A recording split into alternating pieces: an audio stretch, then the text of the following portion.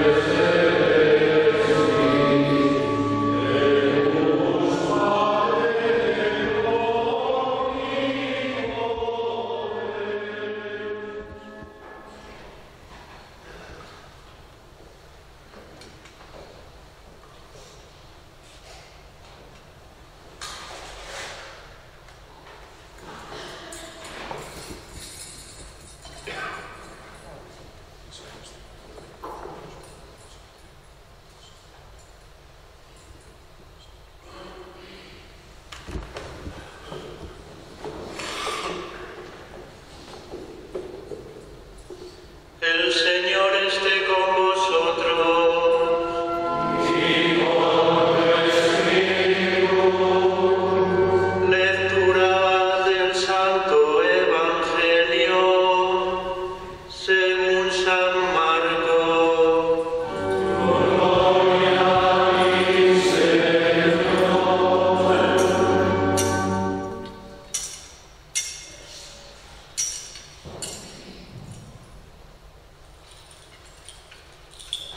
En aquel tiempo Jesús se puso a enseñar otra vez junto al lago. Acudió un gentío tan enorme que tuvo que subirse a una barca. Se sentó y el gentío se quedó en la orilla. Les enseñó mucho rato con parábolas, como él solía enseñar. Vicario General, queridos rectores de los seminarios, directores de los centros de estudios, queridos hermanos sacerdotes, seminaristas, miembros de la vida consagrada, hermanos y hermanas. Agradezco la invitación que me ha hecho vuestro obispo, mi querido hermano en el episcopado, don Julián, para presidir la Eucaristía en la fiesta de Santo Tomás de Aquino, patrono de los teólogos y de los centros de estudios católicos, en este Instituto Superior de Estudios Teológicos del Seminario Mayor. Los cristianos debemos estar dispuestos siempre a dar explicación a todo el que nos pida razón de nuestra esperanza, pero con delicadeza y con respeto, teniendo buena conciencia para que cuando nos calumnien queden en ridículo los que atentan contra la buena conducta de Cristo. La investigación y reflexión teológica responde a esta indicación del apóstol para estar siempre dispuestos a razonar y explicar nuestra fe en la medida que alcance nuestro entendimiento humano. El trabajo intelectual y el estudio, a veces denostado y menospreciado en los últimos tiempos en los círculos eclesiales, es imprescindible para la vida y la misión de la Iglesia en el mundo de hoy. Efectivamente, la fe busca ser comprendida y explicada para ser más y mejor defendida y amada. La investigación teológica, con su propio método, tiene como fin dar respuesta razonada a las objeciones que plantea el mundo a la fe en un Dios que es uno y trino, que por amor creó todo y por amor se encarnó en Jesucristo, verdadero Dios y verdadero hombre, para redimir a los hombres del pecado y de la muerte y darles nueva vida en el Espíritu Vuestra tarea, queridos profesores y queridos alumnos de estos centros teológicos, no puede ser otra más que la de ayudarnos a todos, a pastores y fieles, a explicar mejor la fe y a buscar la verdad.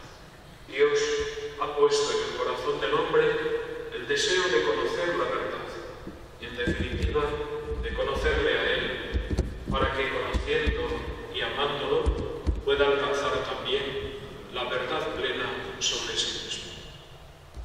Tanto el creyente como el ateo se hacen las mismas preguntas sustanciales sobre la existencia humana y sobre la trascendencia. ¿De dónde venimos? ¿A dónde vamos? ¿Qué sentido tiene la vida? A estas preguntas, la Iglesia responde con la luz de la fe en Cristo muerto y resucitado, fundamento de todo lo que existe, principio y fin de la historia.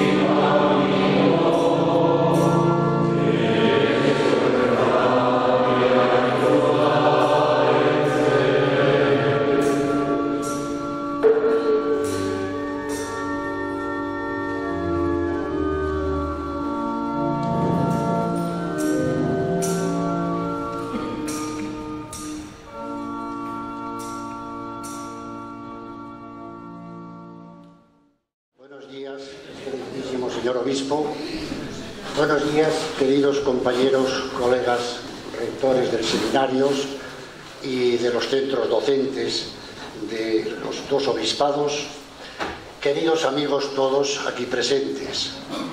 Corresponde este año a la Escuela Universitaria de Trabajo Social el protagonismo, digámoslo así, en los actos de la festividad de Santo Tomás. En su nombre, en nombre de la escuela, voy a hacer la presentación de nuestro ponente, el doctor don Jesús García Recio. Además, se trata de un sacerdote sabio, en el sentido más clásico y etimológico de la palabra, nutrido con el jugo de la verdad, arrancada mediante el estudio y la investigación a la realidad. Uno de los secretos de esa sabiduría reside en su sólida formación. En el Seminario de León se inicia ya desde los primeros años en el estudio de las lenguas bíblicas, el latín, el griego, el hebreo, etc. En el Seminario de Madrid completa sus estudios eclesiásticos hasta la ordenación sacerdotal. Y en la Universidad Complutense se licencia primero y después se doctora en lenguas semíticas. Su tesis doctoral fue defendida en 1993. La empresa académica investigadora más querida para don Jesús es el Instituto Bíblico Oriental, con sus sedes de San Isidoro y Cistierna, y asentado en la espléndida biblioteca que le legó su maestro Van Dyck. Señor Obispo, autoridades académicas, hermanos todos, vamos a honrar a Santo Tomás de Aquino con este breve ensayo. Consideraremos únicamente aspectos de la raigambre mesopotámica de la Biblia y del cristianismo. Hay que refrescar, en primer lugar, algunos datos geográficos e históricos, la primera cuestión.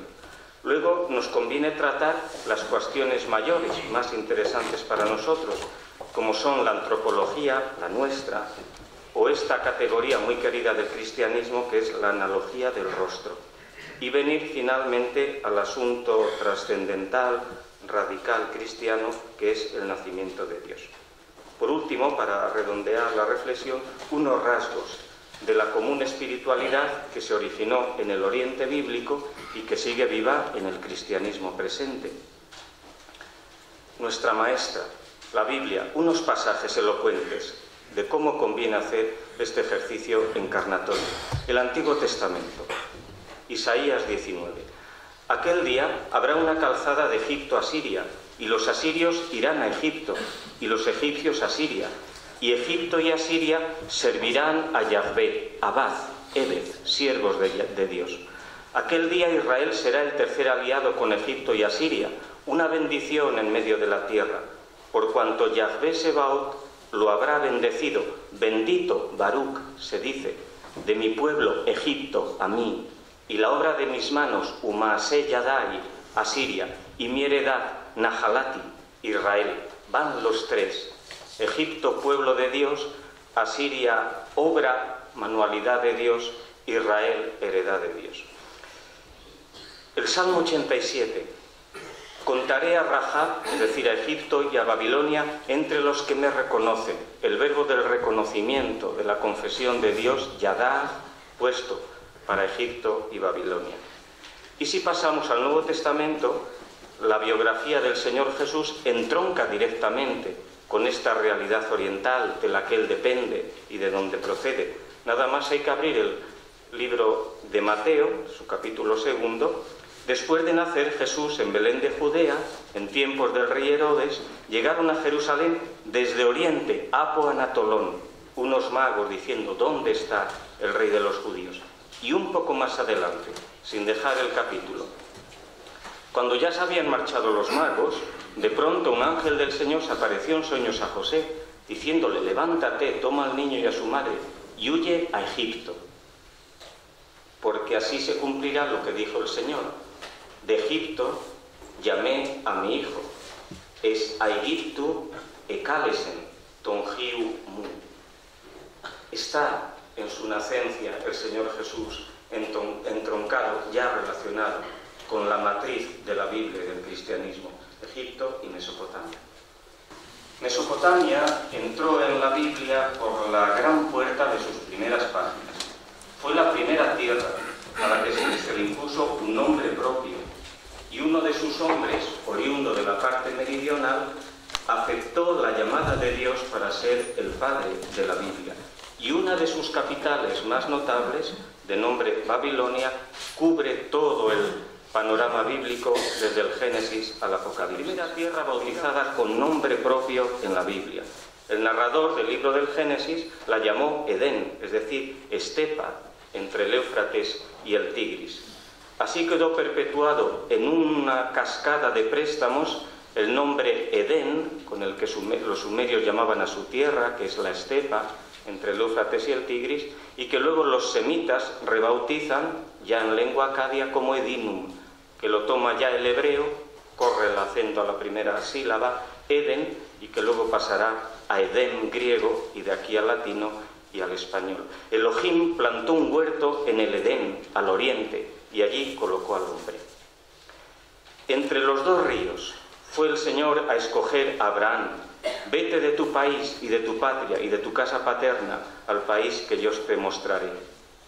Hay mucha labor que hacer, hasta que nos sea posible acoger las venerables tradiciones religiosas de Egipto y Mesopotamia como preparación, y más que preparación, de la tradición bíblica, considerarlas pertenecientes a nuestra propia tradición cristiana. Pues gracias.